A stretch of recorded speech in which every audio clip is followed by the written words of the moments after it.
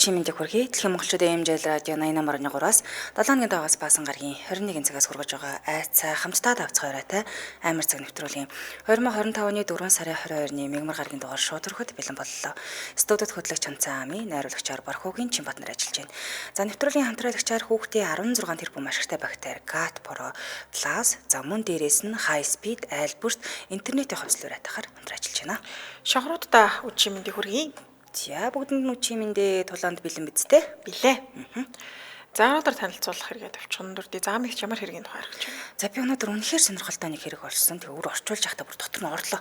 1945 оны яг 100 сарын шөнө Америкт болсон одоо хүртэл учир нь тайлагдаагүй байгаа нэг нууцлаг хэргийг хүргэнэ. Тэгэхээр эзэн нь одоо болтол олдоогүй байгаа гэсэн үг юм шүү дээ. Ер нь бол одоо 9 хүүхэдтэй айлын 5 хүүхэд Орос руу алах болсон хэрэг. Оо ямар нэг айлаас тэр бол хүүхэд алах болж байгаа юм. Гэтэ энэ аюу сайн хэрэг байлаа. Тийм байна. За би өчигдөр та бүхэнд нууцлаг тосгоны 1-р хэсгийг хүргэсэн бол өнөөдөр 2-р хэсэг рүү шууд ингээд дор авчиё. За өмнөх хэсэгтэр болохоор залуу үл тэгээ нууцлаг тосгонд очоод тэгээд найрын ширээний ард сууснаар дууссан. Тэгэхээр тэрээсгээс өргөжлүүлээ. За ингээ удалгүй бүгд нилээ согтцоож бүгдийнх нь анхаарал залуу дээр төвлөрчлээ. Тэгээ бүгд шахуу чи хэдэн оных вэ? Ямар жилтэй вэ? Овогч нь юу вэ? Удмынхаа чи хэддэх үеийн юм бэ гэх мэтчлэн хувийн чанартай асуултуудыг асууж эхэлсэн. Тэгэхээр залуу нөгөө өдөрт харвас авсан нөгөө ихч байгаа шүү дээ. Надаас бас ингэж асууж ирсэн шүү дээ. Хин одоо хэдэн оных, ямар жилтэй, удам судар их чухал байдаг бол та бүхэнд гэж хэлж. Тэгсэн тосгоны иргэдгүй эгүй тийм биш ээ, тийм биш. Бид нар яг хөдөөний хүмүүс болохоор иймэрхүү зүйлийг жаахан чухалчж үздэг талтай гэж хэлж. Залуу дотроо энэ тосгоныхан ч те нэлээ хуучны үзэлтэй л хүмүүс болтой гэж бодоод урдаа байгаа ундагтай архийг уух гээд уух гэж одоо байгаад нэг санамсаргүй архины шилийг ингээд унгасан газар унаагаад хагалцсан юм хундагтайгаа хамт. Тэгээ залуу сандраалгүй яанаас та уучлаарай би цогцсон бол та би өөрөө цэвэрлэчээ гэж хэлж. Тэгсэн тэнд байсан хүмүүс битгий чи юм цэвэрлээд яхан зүгээр ингэ боловсон.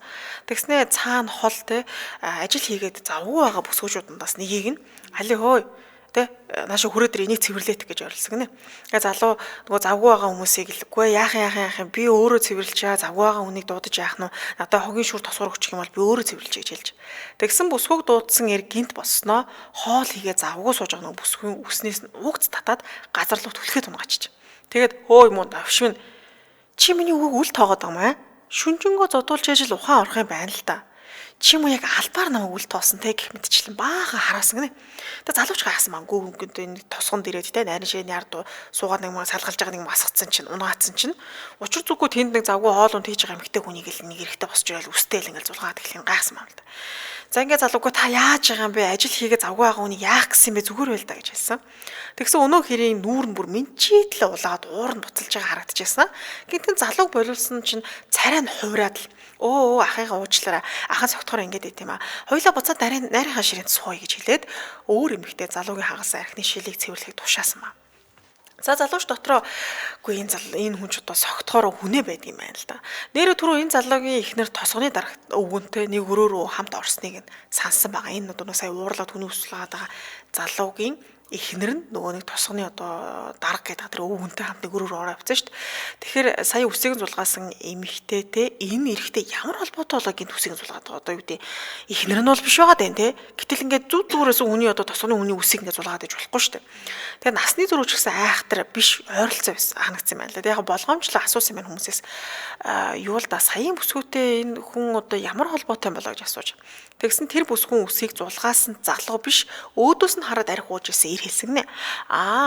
Манай ихнэр байгаамаа тэр сая үсээ зулсан хүн чинь нэг тоогоод хэрэггүй дээ гэж хэлсэн гинэ. Тэгээ залууч нэлээд гайхсангууд өөрийнх нь ихнэр те ус мөсийн зулгаад одоо тэр зодуулаад байгаа шүү дээ. Танихгүй одоо өөрийнх нь нөхөр нь ч биш дээ. Чаалуур танихгүй хүн зодоод ахт чинь ерөөс туслахгүй нэгдэг сонин шүү дээ. Тэгээ ер нь энэ тосгоны хүмүүс жаахан сэтгцийн асуудалтай байж магадгүй маа гэж бодож л дээ. Тэгээ одоо ч харахад ирчүүд нь ууж идэж наргиц ингээд бүсгүүчүүд нь тасалдгүй хоол ундыг нь бэлдэж борь бөхс хийхгүй ажиллаж байгаа юм сонин байсан. Яг хоёр тосгоноо холбоогч болох ч гэсэндээ энэ тосгоныхаа арай л хүн чанаргүй онцгүй хүмүүс байгаад байгаа шиг байна гэж бодсон юм байна. За гэхдээ залуугийн хувьд энэ хулууны тосгонд анх удаага ирж байгаа гадны хүн шүү дээ те. Тиймээс шуудхан тосгоны асуудалд орооцлоо таа чи ингэж болохгүй ингэж хүчрхийл яагаад эмэгтэйчүүдээ ганцхан ажилуулад идэм бэ гэх мэтчлэн тосгоны асуудалд бол орооцолдохгүй байсан дээр гэж бодсон юм байна л да. За ингэж бодлого бодсон. Тэгээд энэ явдлаас хойш хитэд удаа залуу хулгууны тосгонд хүргэлтээр очисон. Дахиад бахан жимснэгаа захиалаад ингээд машинтай очисон гэсэн үг. Тэгээд очих болгонд л түүнийг тун найрсгаар хүлээж авч дайлж цайлдаг байсан. Тэгсэн энэ удаад ч бас холбогдчих л дээ. Манай тосгонд том найр болох гэж байгаа. Чи ээж сайхан идэж уугаарай гэж одоо урьсан гэсэн үг. За гэхдээ залуу очих гэхээс илүүтэйгээр яг нь бодсон маамлаа жаахан одоо ер нь оцсон дээр юм болоо да гүн болоо да гэж шалтгаан нь юу вэ гэхээр тэр тусганд очих бүрд түрүүн нөгөө бүсгүйг зодсон шиг тиймэрхүү үйл явдал байнга л болж ирсэн. Эмэгтэйчүүдтэй маш хүндлэлгүй харцдаг. Тэгээ яг л өөрөөс нь ямар нэгэн зүйл хүсээд дуудаад байгаа юм шиг санагдах болсон юм л. Хүнд гэдэг совин гэдэг зүйл байдаг шүү дээ.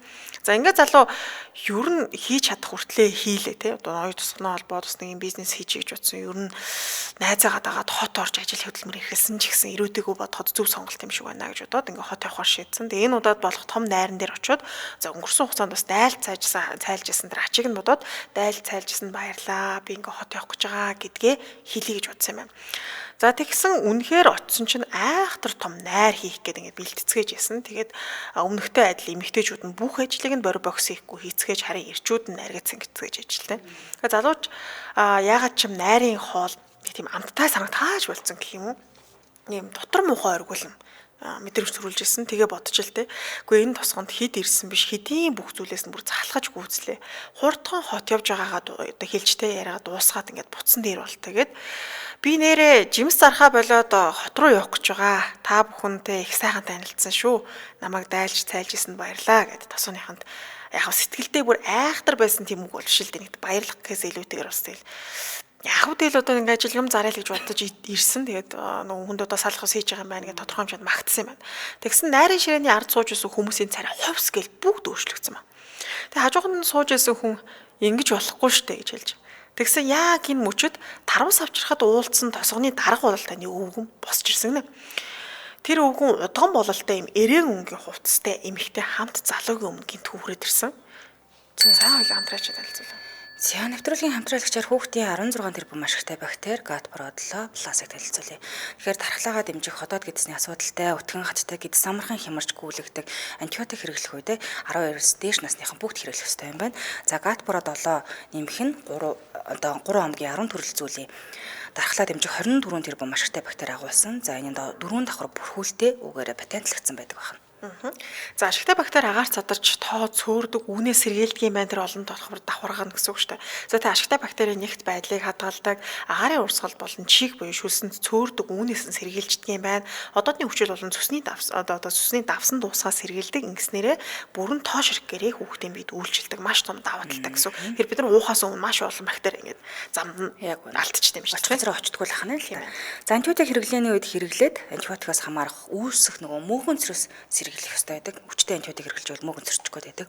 За уртгаа хатталтаа бол дээрээс нь гүйлгээ суулгаж байгаа бол дархлаагаа сэргээх зорилгоор за тэгээд хэрэглэх ёстой юм биш үү. За тэгээд Солонгос улсын Devon компанид Devon компанийн бүтээгдэхүүнийг аль биесны эрхтэйгээр оруулж ирж байгаа патентлагдсан 4 давхар технологитой тааламжтай хамттай байдаг. Та хаанаас авах юм гэхээр хаанаас буюу бүх химийн сонгуульд худалдаж таалагдж байгаа ахны хүүхдийн 16 тэрбум ашигтай бактери гадпоро 7-ны класс хамтран ажиллаа. Баярлалаа. За ингээд хөрвүүлүүлээ. Өвгөн хэлсэн маа. Чи хэдийгээр манай тосгоны хүн биш ч гэсэн манай тосгоныхын чамд их тасч. Тэгтээ чи өнгөрсөн хугацаанд бидэнтэй дотносож зөндөө тайлуулсан штэ гэж хэлж. Тэгээ залууч за одоо тэг өнгөрсөн хугацаанд хідэж уусан гэд хариугаа одоо барь гэж л байгаа мах та гэж дотор бодсон юм байна. Тэгсэн өвгөн өршлүүлээд хэлсэн маа. Манай энэ удган маш сайн үздэг юм аа. Чиний хүүхээ энд үзүүлээд яваач гэж хэлж. Гэхдээ залууч хурдхан явахын төгс болсон байсан учраас удганд за ганц үзүүлчихэд надаас унах юм байх шүү дээ. Ер нь хурдхан ингээс үзүүлчихэд буцах мэн гэж бодоод зөвшөөрч. Тэгсэн тэр удган юун сайн үзэх хэлсэн болгоно худлаа. Гэхдээ өвөө чин өөд уулсан юм байна те. Өөнүүд болоогүй. Гэхдээ дүү чи хүнд өвдсөн юм шиг байна. Дүү байхгүй гэх мэтчлэн худлаа хэлээд байсан. А гэхдээ залуу хурдхан хармаар байсан учраас яг удганы ямыг дагуулаад өө тийм тааж яст дүүний хэлдэг юм. Зөв манай дүү чи өвдөөд л өвөө ч өөд уулсан шүү дээ гэх мэтчлэн хэлсэн. Тэгсэн удгаа толгойд огсноо өвгний чихэнд юм шивнсэн гинэ. Залуу яг юу гэж шивнснийг өнөө сонсоогүй. Тэгээ залуу ч явахын төвс болж за би ч одоо явъя да. Хот явах үлдээ ээж хангах ёстой. Дараа тосгондоо эрэхтэй танахаар нэг дайрна гэж хэлж. Тэгээ тосгоны эргээд ямар нэгэн зүйл хийх байх гэж бодсон ч бүгд чимээг байсан гинэ. Тэгээ залуучдхан эвгүй санагдсан учраас хурдхан машиндаа суух гээд эргэж. Тэгсэн өнөө хөөгөн залуу минь бид нэр баахан дайлуулж хаад ингээд явах ч жоохон тоогүй юм да гэж хэлж. Тэгсэн залуу нөгөө ардаас нь хэлсэн учраас өвгөнлөө эргээд харсан чинь хүзүү тус газар нэлээд халууд үгүй явцсан гинэ.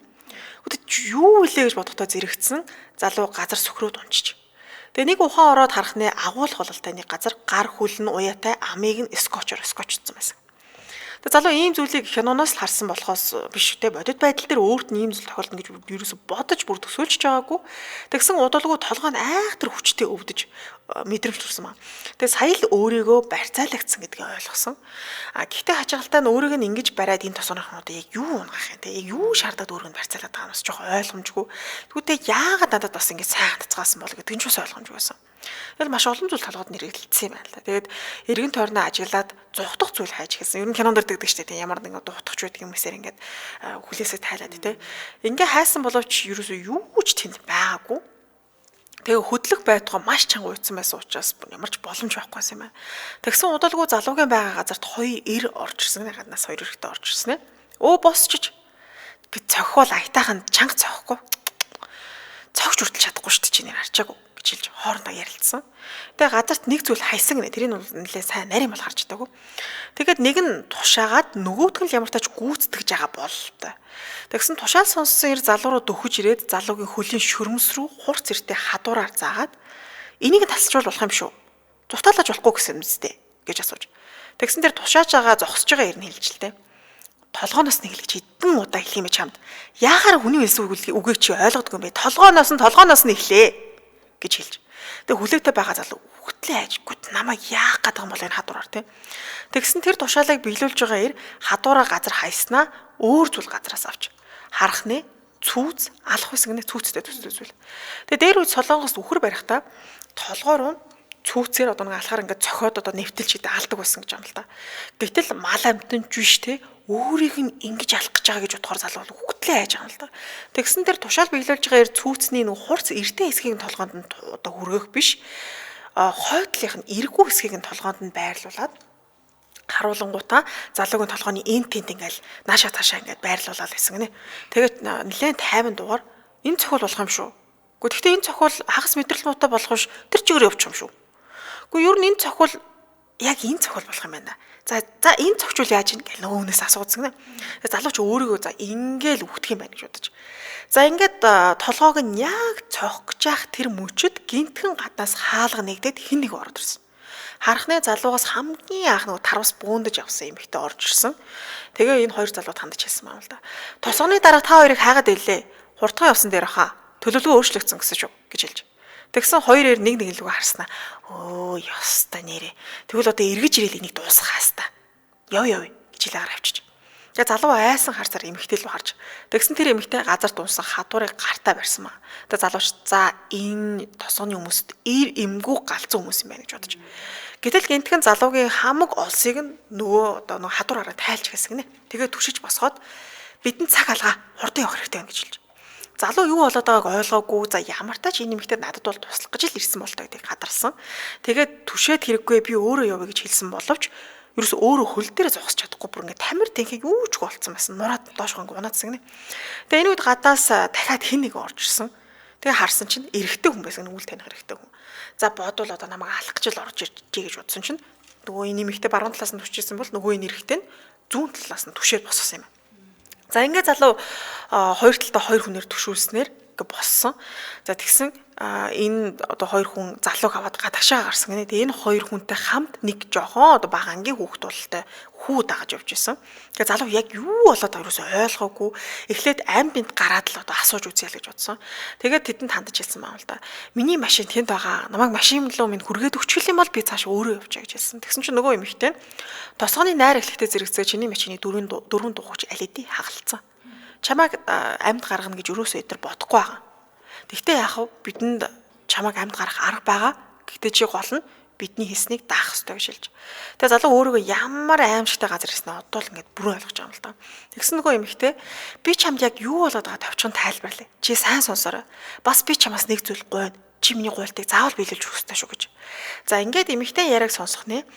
Энэ тосгон дээр үеэс тусгаарлагдсан тосгон байсан гинэ. Тэгээ гадны хүн юусоо оруулдаггүй. Тосгоны дарга гэгдэх 3 өвгөн дээр үеэс маш баян айлын хүмүүс одоо эзэд байсан гэсэн үг. Гэртээ бүр боолтой, ер нь бол боолын тогтолцоотой ийм тосгон байсан гэсэн үг.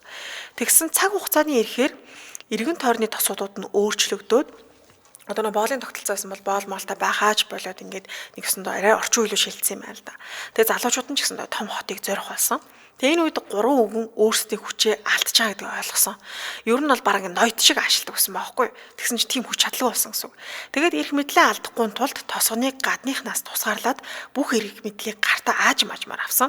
Тэгтээ гол нь тосгоны эргээд эрх ашгаа зөрчүүлж байгаа гэдгээ ч өөрсдөө ойлгоогүй мэдээгүй гэсэн үг. Уг нь гинт өөрчлөлт хийх юм бол хүмүүсд эсэргүүцэжгүй та нар ч яагаад ингэж эрх ашиг өвдөө бидний эрх ашиг зөрчөөд байгаа юм бэ лээ гэд.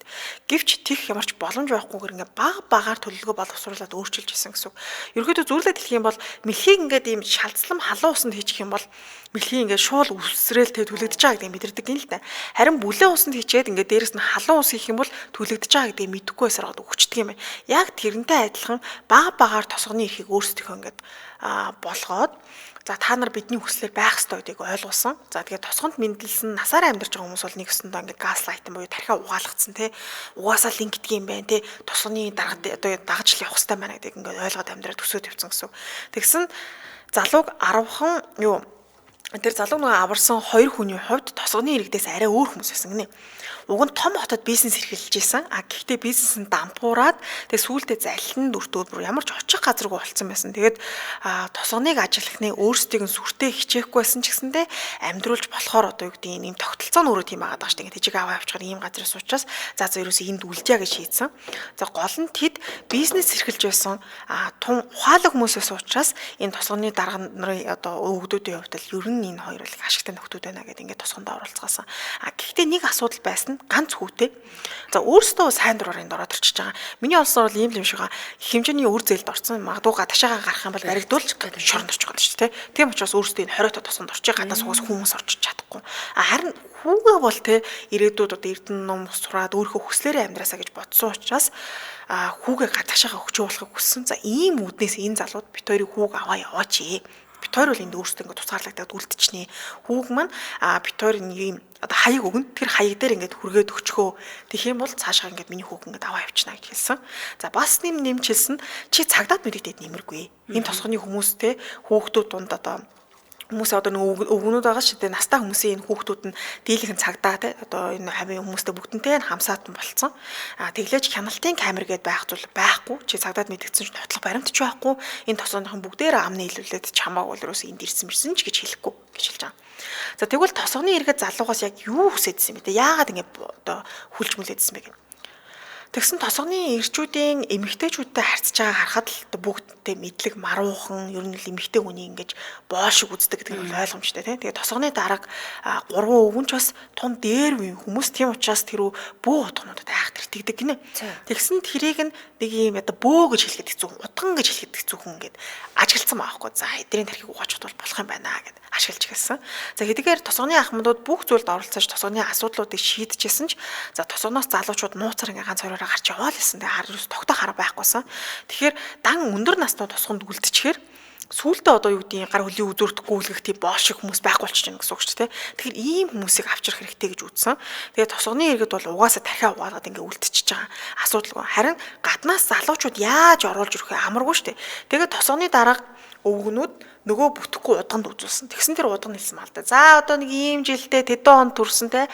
Тийм удам судартай ийм хүүхд орж ирэх юм бол ер нь манай тосгоныг аваа явуучих юм байна гэж хэлсэн маа. Тэгэхээр шууд итгээд тосгон даяар хайж гисэн маа. Одоо нэг моржилтэй тийм нөхөртэй манай тосгонд ороод ирэх юм бол манай тосгоныг ингээ аваад аваа явуучих юм байна гэд. Тэгэл яг хүн амьтанда таархал юм болго нэг он сар жил мэлийг ингээ асууж явдаг болсон. За тэгтээ хинч те энэ тосгоны хүмүүс одоо юу гэдэг ийм хүмүүс гэдэг бол мдээгүй л гэсэн үг л те. Тэгээд орж ирсэн ч гэсэндээ ийм одоо галзуучлалт хүмүүстэй хамт амьдрахгүй шүү дээ. Гинт уурлаалтай эмэгтэйчүүдийг зодож нүдэл. Дээрэс нь худлаа удганы хэлсэн хүн олдох нь юу л бол те. Тэгээд ямар арга хэмжээ авсан бэ гэхээр энэ тосгонд орж ирсэн залуу хүмүүсийг хагас мэдрэл муутай болгочтой гэсэн гинэ. Тэр нөгөө цохоод цохоод цохоод те толгой молгог гэмтээгээд хагас мэдрэл мутаад ихтэй гар хөлийн үзүүртэй ажиллах боломжтой юм залуучуудыг цоглуулж ирсэн гэсэн үг. Тэгээ энэ залуу яг тийм мэдрэл мутаа болох гээд энэ нөгөө алхаар цохгоо зогсож ирсэн гэсэн үг байна шүү дээ. Тэгээ гадаас хүмүүс авчих санаа болохоор хүүгээ нөгөө залуу даатгсан хосос үүдэлдэг юм л да. Аахын тосгонд орчрөнгүүтээ өөрсдөө эднэт ингээд тэгээ ямар боломжтой залуу хүмүүс ингээд орж ирэх юм бол ямар боломжтой гэдгийг харуулад тэгэхээр нь ер нь ингээд гаднаас залуучууд оруулж ирээд ингээд ажиллаулъя гэдгийг энэ шийдэл дээр сүүлдээ хүрсэн юм байна.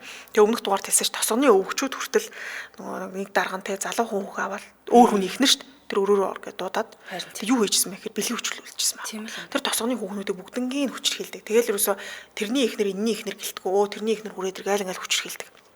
Ийм газар тэгээ залуу тосгоноос зүхтаж чадсан тэгээ гараад мэдээж шуутхан цагдаад мэдгдсэн тэгээд шуутхан тэр тосгоныг шалгасан боловч тосгоны иргэд бүгд амаа нийлүүлсэн унаад хүн ч маань орж ирээгүй шүү дээ юу яриад байгаа юм. Тэгээ цагдаа нартай ч гэсэн холбоо сүлбэтээс учраас цагдаа нар ч гэсэндээ арга хэмжээний их сүртэй аваг удалгүй хэрэг хаагдсан байна. Харин залуугийн хувьд бол удалгүй хот явсан.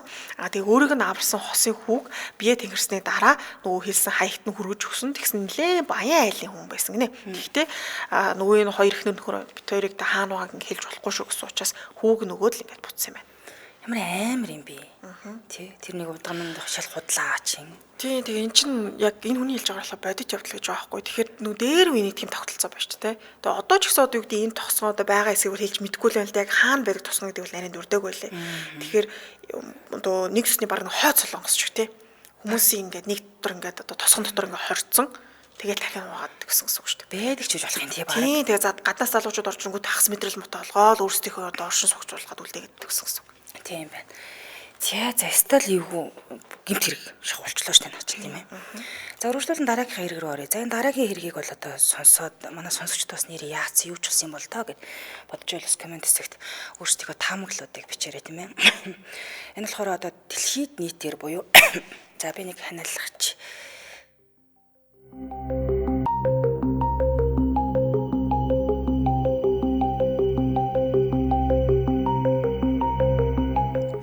За энэ болохоор 1945 оны 100 сарын шөнө бүр Америкт болсон нууцлах хэрэг буюу одоо хүртэл учир нь тайлгадаагүй энэхэр юм сонирхолтой хэргийг орчуулга өргөлээ. За тэгэхээр 1945 оны 12 сарын 24-ний буюу Христийн мэндэлсний баярын өмнөх шөнө нь баруун Виржиниа мужийн нэг жижиг хотод орших Содерийн гэрт гал гарсан байна. За гал гарлаа гэдэг дуудлагыг өгсөн. Тухайн үедээ гэртээ Жорж Содер, түүний эхнэр Женни, 10 хүүхдийн 9 гэртээ ингэ байжсэн. Эднэр бол энэ хоёр гэр бүл болохоор 10 хүүхэдтэй юм билээ л дээ. 9 гэртээ ингэ байж байсан. За яг ингээд гэрт нь маш их гал гарсны улмаас буюу галын үеэр гэрийн эзэн Жорж, эхнэр Женни болон тэдний 9 хүүхдийн 4 галаас 9 мэн цугтаж гарч чадсан. Харин үлдсэн 5 хүүхэд нь бүр ор сурггүй алга болчихсон. Галын дараа нөгөө галын үзлэг хийдэг штэ тий. Итгэвтэл тэндээс тэр 5 хүүхдийнх нь цогт цус, үнс, яс юу ч холдоогүй. Бүр хувцсных нь хэсгнээс ч ингээ холдоогүй. Тэгэхээр энэ тэд үнэхээр галд амиа алдсан юм уу? Эсвэл хулгайлагдсан юм уу? Зориуд алга болцсон уу гэдэг асуултыг одоо хүртэл олон жилийн турш хариултгүй үлдээсэн юм хэрэг байгаа. За амд үлдсэн Содерийн гэр бүл алга болсон 5 хүүхдээ амьд байгаа гэдэгт нь итгэдэг. Тэгээ насан туршдаа хайсан энэ 5 хүүхдээ. Содерийн гэр бүлийнхэн тухайн үед болон дараа нь өөрсдөө мөртлөг хуваараа явуулж гисэн юм билээ. Албан ёсны байгууллагын дүгнэлтийг нь үгүйсгээд хүүхдүүдээ амьд байгаа гэж итгэсээр л байсан. За энэ хэрэг өнөө хүртэл шийдэгдэг байгаа. Америкийн түүхэнд хамгийн тайлгадаагүй хэрэгүүдийн нэг гэж одоо хүртэл тооцогддог юм байна. Тэгэхээр манайхан бас таамаг бичнэс тийм ээ. За гэр бүлийн түүхээс нөрөө. Жорж Содер 1895 онд Италийн Сардин улсын Тулаа хотод төрсөн. За 13 жил дараа болохоор Америкийн нэгдсэн улсад цаашаалж хамт тухайн үед хамт ирсэн ах нь болохоор хилээр Америкийн нэгдсэн улсын хилээр оронгуудаа буцаад ингээд нутг руугаа явцсан юм байлээ. Тэгээд Жорж болохоор Америкийн нэгдсэн улсад бол ганцаараа үлдсэн. За энэ талаар бол ер нь бол хизээч нээлттэй ярьдаггүй буюу энэ талаар их нуудаг байсан. За Содер Пенсильвани дахь төмөр замд ажилд ороод удалгүй ажилчдад ус болон бусад хангамжийг зөөдөг юм ажил хийж гисэн маань л да. Ингээ хэдэн жилийн дараа болохоор баруун Виржиниа мужийн Смитерс одоо гэдэг хотод жолоочоор байнгын ажилд орж чадсан байна.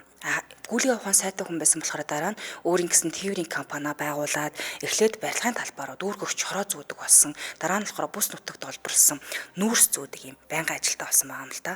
За ингээд ажиллаж эхлэнгүүтээ багада Италиас цагаачилж ирсэн Симитрсийн дэлгүүрийн Нермийн охин болох Женитэй 1922 онд гэрлээд ингээ хосууд болсон байна. За хосууд Италийн цагаачд олноор суурьсан Петвил гэдэг юм хотын ойролцоо хотоос хойд зүгтлөөр 3.2 км зайд оршдог хоёр давхар модон байшинт хамтдаа амьдарч эхэлсэн. Ингээд 1923 онд хосуудын 10 хүүхдийн хамгийн том хүүхэд нь ингээ төрсэн байна. За Жоржийн бизнес ч гэсэн цэцэглэн хөгжөөд тэд орон нутгийн нэгэн албан тушаалтны хийснээр бол хамгийн одоо тухай газараа тийм ээ хамгийн нэр хүндтэй дундаж давхархын гэр бүлүүдийн нэг нь болж чадсан байдаг. Гэхдээ эдний гэр бүлний асуудал байсан нь юу юм гэхээр Жоржийн улс төрийн хүчил бодол байсан. Тэр дундаа Итали дарангуулагч Бенито Муссолиник гэж нэг хүн байт юм аа л да. Тэрийг бүр ил тод ингээ эсэргүүцдэг, дургуутдаг орон нутгийн зарим цагаачдад энэ болохоор огт таалагддаг байсан юм байна. Ингээ хосуудын хүүхдүүдийн хамгийн бага нь болох Сильва 1942 онд төрсэн маа. За яг энэ баган төрөх үед нь болохоор тэдний хоёр дахь том хүн болох Жо дэлхийн 2 дугаар дайны үед цэргийн алба хахаар гэрээсээ явцсан байсан үе буюу нөгөө 10-аас нь 9 байсан юм учиртай. За дараа жил нь нөгөө нэг эсэргүүцэд байдаг Муссолиник нь огцруулаад цаацалсан юм байна л да. Нөгөө нэг дарангуулагч нөхрийг нь. За тэгтэн Жорж болохоор ил тодор энэ талигач дарангуулагчийг шүүмжлээд яриа явжсэн. Зөв штэ наад хүн ч үнэхээр дарангуулагч байсан учраас цаацлах нь зөв өнтер гэж яриад яваадсан юм байна л да. Эндээсээ зарим нэг хүний дургуутслыг маш их төрүүлдэг болж эхэлсэн. За ингээд 45 оны 10 сард амнасны даатгалын ажилтнаас татгал заад даатгал хийлэхгүй гэж хэлснийхэн дараа болохоор тэр ажилтаа юу гэж хэлсэн гэхээр Жорж тандаад танаа байршин удахгүй утаан давтаад хүүхдүүд чинь сүрх олондоо гэж нэг өсөнд анхааруулах юм уу зандал хийлсэн байгаа юм л та. Тэгээд энийг болохоор та тэр Муссолинигийн талаар хэлсэн шүүмжлээс чинь болоод ийм байдал юу нь бол орох бах та гэж нэг юм зандал хийсэн гэх анхааруулсан гэх үнийг юм хэлсэн маа. За гэрт ирсэн өөр нэг даатгалын ажилтаа харин гэр дотор нь ингээд эргэлдэж шалгаж эхэлсэн маа. Тэнгүүтээ хоёр гал хамгаалагчийн хайр цэргүүн заагаад танаахт одоо хэцүү л янда хэзээ нэгэн цагт эндээс чинь гал гарна штий гэж Жоржд анхааруулсан маа. Харин Жорж энэ хэлсэн үгэнд маш их гайхажсэн. Ягаад тэгэхээр дөнгөж шинээр цахилгаан зуух гэртээ суурдуулаад гэртээ ээж бүрэн засвар хийсэн байсан. Тэгээд дээрэс нь орон нутгийн цахилгааны компани энэ цахилгаан зуухыг ямар ч аюулгүй гэдэг дүгнэлтийг хийцэн байсан юм л да. За ингээд тэр жилийн 100 сарын баярын өмнөх яг 7 хоногт нь болохоор Жоржийн том хүүхэд хотыг дайраа өнгөрдөг юм гол хурдны зам дээр нэг юм хачирхалтай машин удаан хугацаанд эдрийг ажиглаа зогсоод байгааг анзаарсан. За энэ машиныг тентгийн оршин суугчдаас харсан байгаа. Дээрэс нь бага насны соодрын хүүхдүүд сургуулаасаа буцаж ирэхдээ ч гэсэн тэр машин зам дээр зогсоод байгааг нэлээд удаа ажигласан байгаа юм л да. За гал гарсан шүнлэг орой тийм ээ. Соодрын гэр бүл 1945 оны 100 сарын баярыг гэртээ бөөндө тэмдэглэж ингээд гэр бүлээр аз жаргалтай өнгөрүүлж байсан. Том охин Мариам болохоор Фитвил хотын нэг зоосны дэлгүүрт ажилладаг байсан юм байна л да. Тэгээд 3 бага дүү нартай болох Марта, Жени, Бети гэсэн 3 дүүдээ бэлэг болгоод цоошин тоглоом авчираад өгсөн байсан. 3 дүү тэрэнд нь баярлаад бүр маш их тогтлоод тэгээд ээжээс асуусан байгаа. Одоо өдөр болгон унтдаг цагаа жаахан ингээд хойшлуулад жохоо оройтж унтаж болох уу гэж ээжээс асуусан байгаа. За тэгт нь орой 22 цагийн үед ээж болох Жени нь за цэрүүн байсан хамгийн том хоёр хүүхэндээ хэлсэн байгаа юм л да. Тухайн үед 14 настай байсан Морис болон түүний 9 настай Дүлвис нарт за унахынхаа өмнө та хоёр маргааш өглөө үнэгээ оруулах ёстой. Дахиагаа хооллохоо мартахгүй бол яг жаахан орой босож болно гэж зөвшөөрсөн байгаа. Орой унтаад оройтж босож болно гэж зөвшөөрсөн. Харин аавтайгаа хамт ажилдаг өдрийг өнгөрөөсөн Жорж болон хамгийн том хоёр хүү болох Жон баг Жорж нар алидины ядраад унтчихсан байсан. За ингээ үлдсэн ажлынхаа талаар хүүхдүүдэд сануулсны дараа тэр бага охин Сильвагаа дагуулаад дээш өсөд хамтдаа орондоо орсон байна. Гэтэл шөнийн 12:30 минут үед гэрийнх нь утсан дуурсан. Тэгээд Женис ирээд уцаа авахаар доошо бос нэг давхарлага буусан маа л та. Тэгсэн чинь нөгөө дуудлага гаднаас хийсэн үн огт танихгүй юм байсан. Жени хоолойг нь танихгүйгаас гадна уцсны цаана маш их хэрэв инээх чимээ, дээрэс нь хундаг хооронд нь харьшуулдаг штэ тий. Энэ чимээ гараад байсан. За тэгэхээр нь Жени залгсан үнд та буруу дугаарлаа залгсан юм шиг байна. Дугаар андуурсан юм шиг байна гэж хэлээд уцаа таслаад дараа нь тэр эмэгтэй нэг юм хачин инээд нэрөөсө санаанаас нь гарч өгөхгүй байсан юм аа л та. Ингээ уцаа тавиад буцаад орондоо орсон. Тэгээд орондоо орохгүй явж байхдаа гэрэл нь асаалттай хөшгөө татаагүй байгааг нь анзаарсан юм байна л да. Тэгээд хөшгөө хангуудаа гэрлээ унтраагаад орондоо орсон байгаа. Гэтэл шөнийн 1 цаг үед Жени нэг зүйл байшингийн дээвэр тэр ингээ хүчтэй цохоод байсан юм байна л да. Бат бат гэдэг ингээ унаад байсан. Дараа нь ингээ дээвэр дээр нь хүн гүйлдээд байгаа мó та гэдэг чимээгээр сэрсэн байгаа. Тэгээ гайхаад юу болоод байгаа юм бол та гэд хэсэг чимээ чагалсан чинь ахаад нөгөө чимээ гарахаа болцсон. Тэгэхээр ахаад юм сонсохгүйсэн учраас буцаад ингээ унтаад өгсөн юм байна. Гэтэл хагас цагийн дараа 1 цаг 30 минут үед гэсэн үг утаа өнөртөж ирсэн маа. Гэрт нь ингээ айгүй утаа өнөртөд ихсэн. Ингээ сандарч босохдоо харсан чинь нөгөө нөхрийнх нь буюу ажлын өрөөний утас болон гал хамгаалагчийн хайр цагны эргэн тойронд нь гал гараад шатж байгаа харагдсан ба. Ингээд Жэний нөхрөө маш хурдан сэрээгээд том хүүгүүдээ ч бас сэрээж амжсан. Ингээд эцэг их нь хоёулаа тэдний 4 хүүхэд болох Марион, Сильвия, Жон, Жорж нарыг гэрээсээ гаргаж чадсан ба. Ингээд дээд давхарт байгаа унтж байгаа нөгөө 5 хүүхэд рүүгээ бүр галзуурсан шиг доороос нь маш чангаар хашгирсан боловч ямар ч хариу өгөхгүй байсан. Хүүхдүүд нь галын чимээгээр ч юм уу дээж авгаа хашгирч байгаа чимээгээр уул нь хариу өгөх байсан чинь ямар ч хариу өгөөгүй. Дээшээ гарах шат нь аль хэдийн шатаад туссан байсан. Тийм урдан гарсан гэсэн үг. Байсан учраас дээшээгээ гарч хүүхдүүдэд авах ямарч боломжгүй болсон байсан гэсэн үг. За хамтраа шишээ танилцуулаад үргэлжлүүлье. Нэвтрүүлгийн хамтраалагчаар High-Speed айлбарт интернетийн хувьслоор ятгаар хамтран ажиллаж байна. Тэгэхээр зурагтнаас салахгүй 100 хоног урамшууллаа зарласан байна.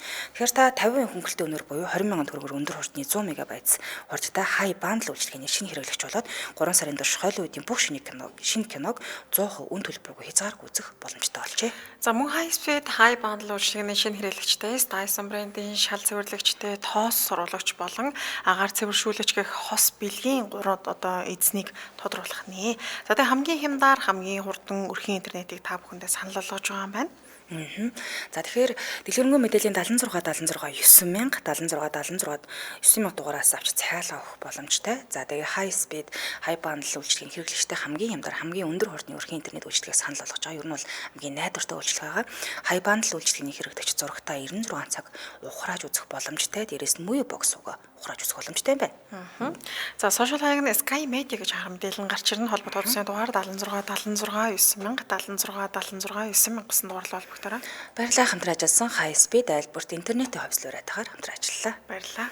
За ингээд учир нь олдохгүй байгаа хэрэг рүү оръё. За 5 дээр 5 хүүхдээ авах гэсэн бол шат нь аль хэдийн шатцсан тэгэхээр үсээ дээшээ гарч чадахгүй байсан гэсэн. За гэхдээ яг Жон болохоор нөгөө амьд үлдсэн хүүхдүүдийн нэг Жон гал гарсны дараа цагтаад өгсөн анхны мэдүүлэгтэй болохоор агч нар дүү нараа тэнд унтаж байгаа дээврийн хонгол руу зэрэг гэдэг ингээд гарсан гэж хэлсэн. Гэхдээ сүүлд нь болохоор гарч чадаагүй би зүгээр зөвхөн тийшээ одоо орилж ингэж хашгирч хэлсэн. Тэднийг юусоо огт хараагүй гэж мэдүүлэг өөрчилсөн байдаг. За ингээд тусламж хайж хүүхдүүдийг аврах орлого нь үнэхээр төвөгтэй болж эхэлсэн. Яагаад гэдгсэн чинь утасны ажиллагаа болцсон байсан. Нөгөө нь түрүүхэн л нэг цаг 30 минут өмнө ажиллаад гаднаас нь хүн дуудаад байсан шүү дээ. Гэтэл гэрээ утасны ажиллагаа болцсон байсан. За тийм учраас Марион хөршөөхөн гэрлэг өгөөд Фитвелийн гал унтрах анги руу залгасан байна. Гэтэл ойролцоо нөгөө зам дээр явж исэн жолоод ч гэсэн энэ галыг хараад ойролцоохны гал унтрах анги руу дуудлах хийсэн ч гэсэнтэй оператортой нь холбогдож өрөөсөж чадаагүй нөгөө юун ч юм болохоо бүгд ингээ болохоо олчод байсан. За хөршин бас энэ хажуугаар өнгөрч байсан жолооч хоёулаа хотын төвд байдаг өөр утаснаас гал унтрах анги руу залгаж чадсан байна. За тэр доороо бас ирэх боломжгүй юм билээ л дээ гал цөнөгчд. За ингээд Жорж хөл нүцгэн гэрээсээ гарсан байсан учраас аав нь байшингийнхаа гадна хан руу авирах гэж оролцсон. Тэгээд цонхыг нь онгоолгож байхдаа цонх нь хаагаараа дээр нь унаад гараа маш гүнзгий ингээд зүссэн маа. Ингээ бусад хүүгүүдийнхээ хамт хүүхдүүдэд аврахын тулд дээврийн хонгол руу гарах шат ашиглахыг нөгөө гадаа ингээд айлын гадаа шат байж байдаг шүү дээ тий. Шатаа ашиглахыг одоо хайсан боловч нөгөө байшингийн дэргэд байдаг байнга байж байдаг шат нь алхуулсан байсан. Тэгээ ойр хавьд нь байхгүй шат нь юусоо олтаагүй гэсэн. За ингээ гал унтраахад ашигладаг усны торхон тис хүндэлт хүлдсэн байсан 12 сар учраас тэр чигтээ хүлдсэн. За тэгэхээр нь Жорж бизнестэй ашигладаг байсан нөгөө нэг ачааны машин 2 машин байгаа шүү дээ. Хоёуланг нь гэрийнхэн гадаа авчираад дээврийн цонх руу авирах гэж оролцсон боловч өмнөх өдөр нь зүгээр ямар ч асуудалгүй ажиллаж байсан 2 машин нь хойлоо хэвтэрсэн байсан. Бүр огт ажиллаагүй. За ингээд бухимдаж галзуургаа шахсан гэр бүлийн 6 гишүүн дараагийн 45 минутын турш байшин нүдэн дээр нь хэрхэн шатж байгаа нурж унахыг нь хараад зогсож байгаас өөр ямар ч аргагүй болсон гэсэн үг. За ер нь бол тэр 5 хүүхдээ галд амиа алдсан гэж таамаглахаас өөр арга үлдээгүй. За тухайн үед нөгөө дайны улмаас хүн хүч тутмаг гал сүнөгчд бие биенээ бүр ингэж гэрт нь очиж дууддаг байсан юм байна л та.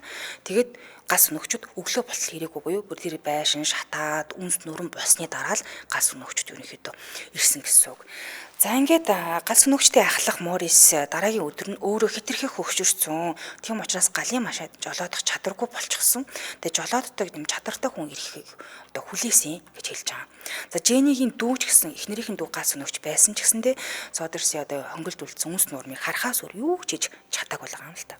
Ингээд өглөөний 10 цаг гэхэд одоо галс өнөөгчд ирсэн. За ахлагч болох Морис Содерсийн гэрт үзлэг хийгээд шатсан байшингаас ямар ч цогцос, яс цогцосны үлдэгдэл олсонгүй гэж хэлж байгаа.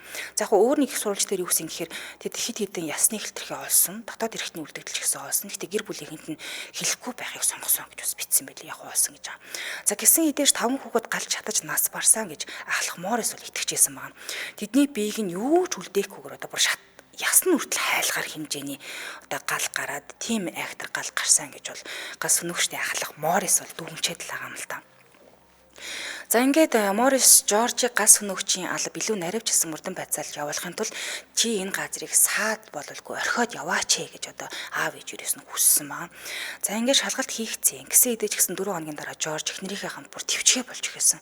Ямар ч одоо таамаг төвшүүлэх боломжгүй байсан учраас төвчгээ болоод одоо тэр алга болсон хүүхдүүдэд зориулсан дурсгалын цэцэрлэг болохоор газар дээрээ тэр нөгөө байшингийнхаа шатсан газар дээр нь 5 фут буюу 1.5 м шороо бульдозероор буулгасан юм байлээ. Маргааш нь орон нутгийн шүүх хурал зарлаад галыг утасны гэмтлийн улмаас гарсан ослоо гэж үндсэн. За тангарахтны шүүгчдийн дунд хамгийн амир нь нөгөө Муссолинигийн эсрэг хийсэн үгнийхээ төлөө Жоржийг гэрчин шатнаа. Хүүхдүүд чинь аюул дүртэх үе гэж сүрдүүлж исэн нөгөө даатгалын албаны хүн тэнд ажилтан тэнд сууж исэн гэсэн. Ингээд 5 хүүхдийн нас барсны гэрчлэгийг 12 сарын 30-нд гаргасан. Энэ хэрэгч 24-нд гарсан буюу 6 хоногийн дараа нас барсан гэж юусоо бүртгээд авчиж байгаа. Орон нутгийн сонинд эхлээд бүх цогцос олцсон гэж бичижсэн аа. Дараад нь гинт өөрчилсөн. Дараа нь нэг хүний биеийн хэсгээс л олцсон гэж мэдээлж хэлсэн маа. Ингээд Жорж Жени 1946 оны 1 сарын 2-нд болсон оршуулгын ёслолд оролцоход маш их уу гашуудаа автцсан байсан. Гэхдээ амьд үлдсэн хүүхдүүдтэйгээ оршуулгын ёслолыг бол хийх нь хийсэн байдаг. За сэжигтэй баримтууд гал гарсан байшинд ямар ч хүний цогцос ясны үлдэгдэл хамгийн сонин нь ерөөсөө олдоогүй. Үнийг хэрэгтэй хүний арга яс галд бүрэн шатаж дуусгахын тулд маш өндөр температурт удаах хугацаагаар шатааж иж ор сургуу алга болт юм байл да. За гал ясан шатчлаа гэж бодоход үнс нь байх хэрэгтэй байдаг. Үнс байгаагүй. За дээрээс нь шат нь алга болчихсон. Шатны гол хаалганы дэргэд байнга л байж байгаа байх ёстой байсан ч гэсэндээ галын дараа олдоогүй нэрлийн хэсэг хугацаанд хайсны дараа ойролцоох шуудунд хийцэн байхыг нь олсон ба.